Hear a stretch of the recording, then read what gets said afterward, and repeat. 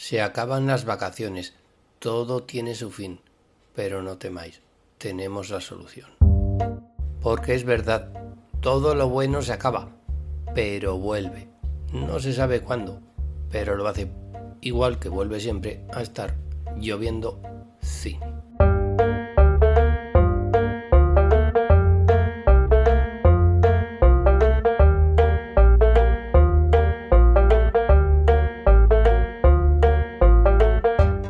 Porque aquí comienza un programa más de tu podcast favorito, Lloviendo Cine, al cual estáis todos pertinente y convenientemente invitados. No necesitáis de ningún tipo de entrada, no necesitáis de ningún tipo de permiso. Las puertas están abiertas de par en par, sobre todo ahora que por la noche corre un poquito el fresquito.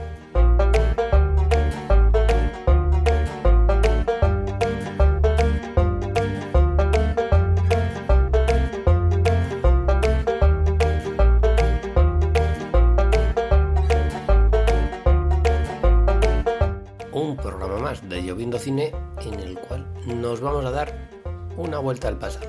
Vamos a ir a 40 años atrás. Nos vamos a trasladar hasta el año 1982.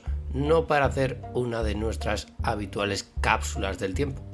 No vamos a repasar las películas de ese año como si estuviesen acabadas de estrenar, sino que vamos a hablar de una película que cumple 40 años.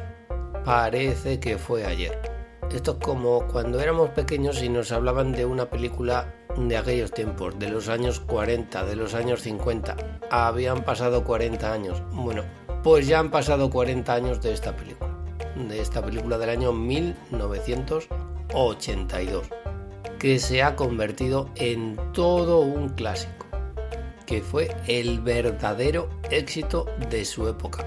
La película que encumbró definitivamente a su director.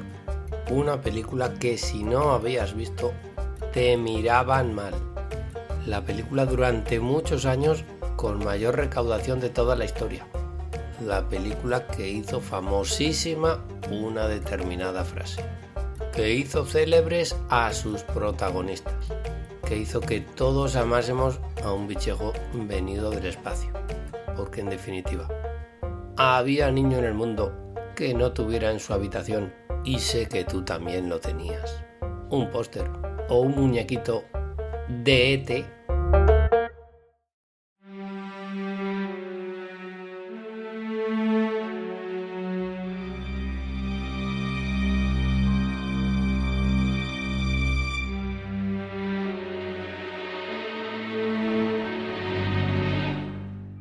Efectivamente, E.T., la película dirigida en el año 1982 por don Steven Spielberg.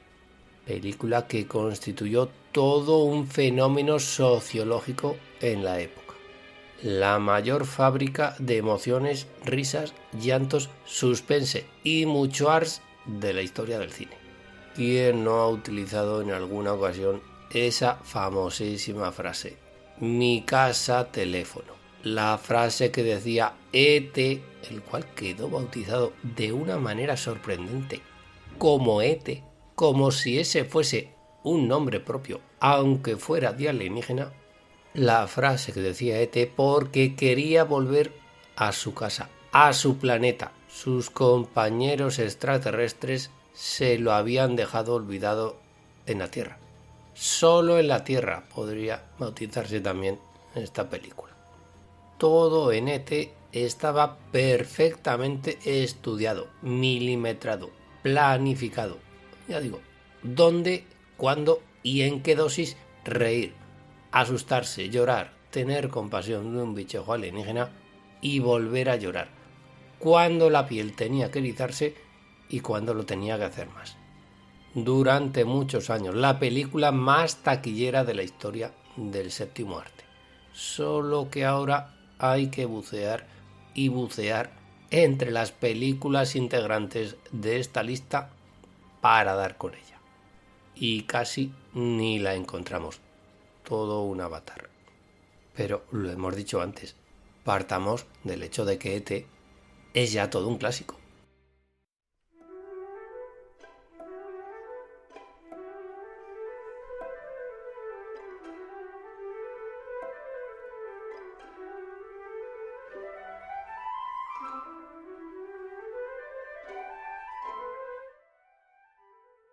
Y es que E.T. es una de esas películas que nacen con vocación de permanecer, de hacerle tilín al público espectador. Una película que había llegado para quedarse. Estamos hablando de que E.T. es ya todo un clásico, pero ¿por qué diera la impresión de que, vista y considerada hoy en día, la película ha quedado un poquito desfasada? Retomaremos esta idea. ¿Qué hace de E.T.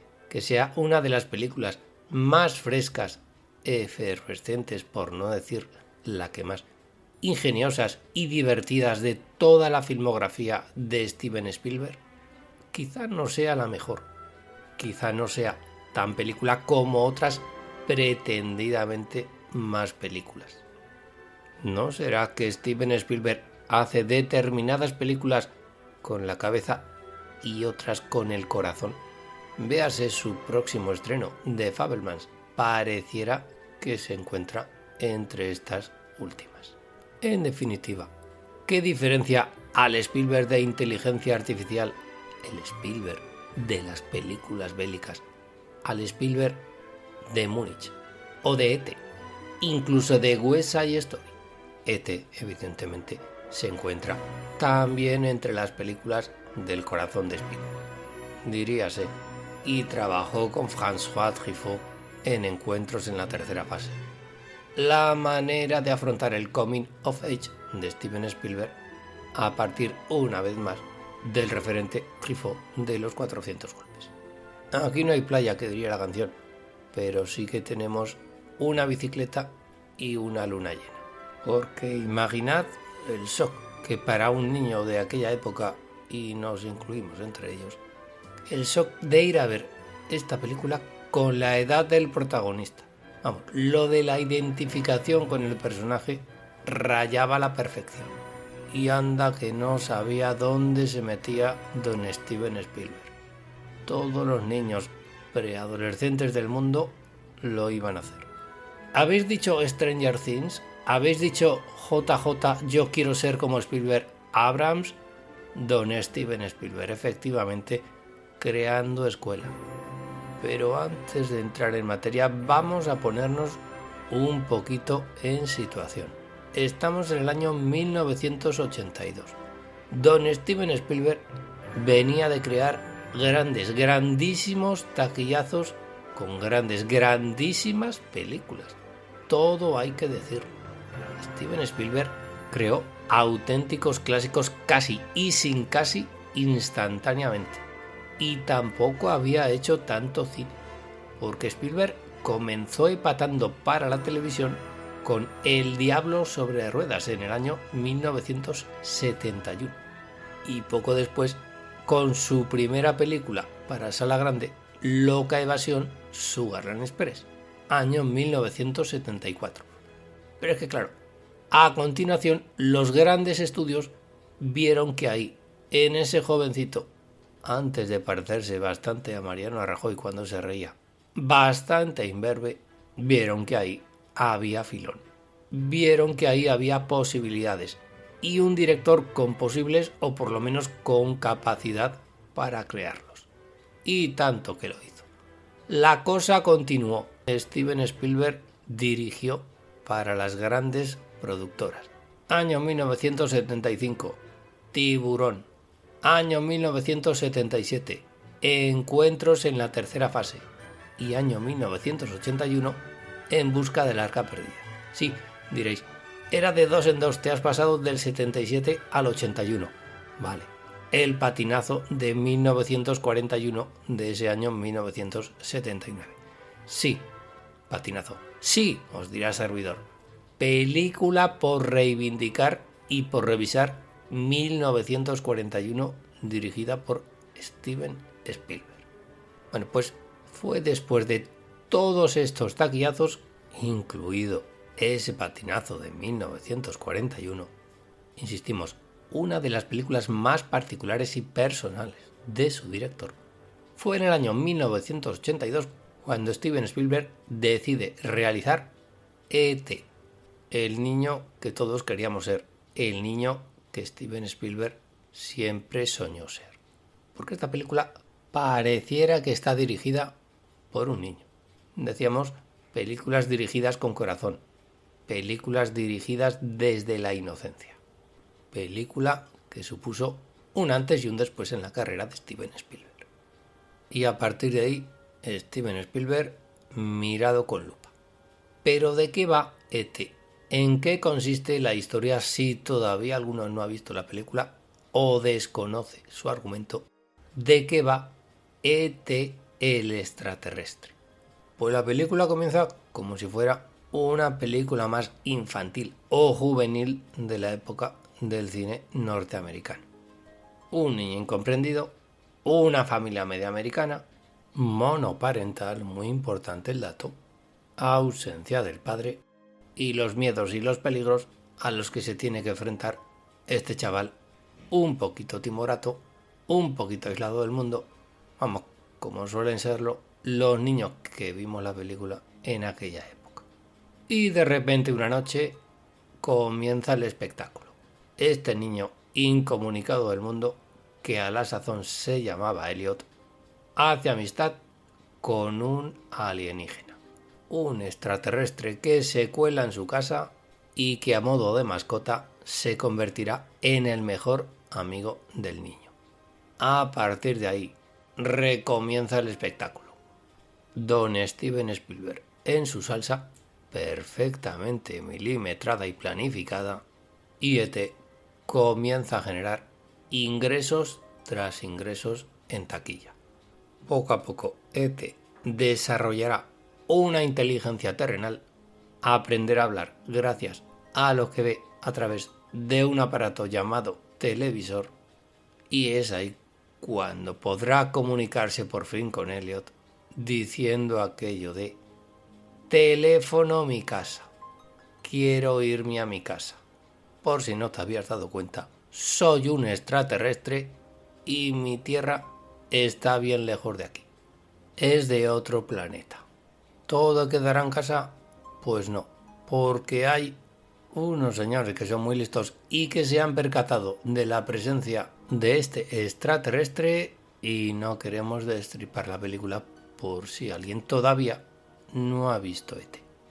Y ya hemos nombrado algunos de los protagonistas de la película, pequeño extraterrestre incluido. Pues vamos a conocer mejor este reparto.